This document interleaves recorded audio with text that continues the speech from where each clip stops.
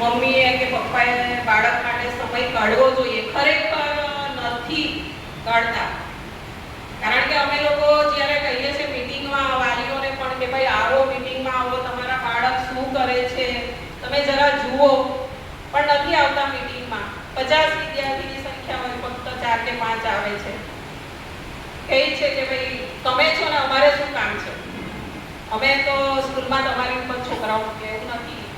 એક ટીચરને 60 થી 70 છોકરાની જવાબદારી હોય છે, તો એની સાથે આપણી પણ જવાબદારી છે પેરેન્ટ્સની કે ભાઈ આપણે પણ છોકરાને થોડું ધ્યાન આપીએ. ટીચર તો એક આપે જ છે, ટીચર તો શીખવાડે જ છે, પણ એની સાથે આપણે પણ એક માતા પણ એક શિક્ષક છે. સૌથી પહેલી શિક્ષક એક માતા છે. બાળકને ઘરમાં જેટલું માતા શિક્ષણ આપે છે એટલું ટીચર તો આપે જ છે. અને અમે લોકો કોસંબાની અંદર એક 15 ફૂટની પ્રતિમા પંચધાતુની, એનું અત્યારે લગભગ આ વીકની અઠવાડિયા 10 દિવસમાં સ્થાપના કરવા માટે જઈ રહ્યા છે. અને ઘણું મોટા પાયે આયોજન છે. તો સૌ મિત્રોને વિનંતી છે કે પધારજો બધા કોસંબા.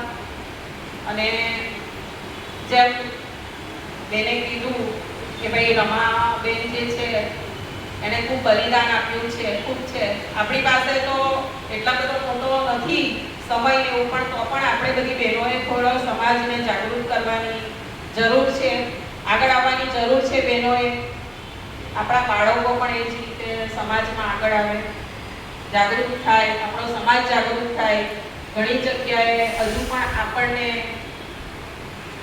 નીચા ગણવામાં આવે છે, અમુક આપણી સાથે જે વર્તન કરવામાં આવે છે, તો આપણે જાગૃત થઈએ અને બાકીના સમાજ સાથે આગળ ચાલીએ જ છે. આપણે નથી ચાલતા એવું નથી, પણ તોય હજુ પણ આગળ આવવાની જરૂર છે. બસ હું મારું વક્તવ્ય પૂરું કરીશ. જય ભીમ, જય રમા.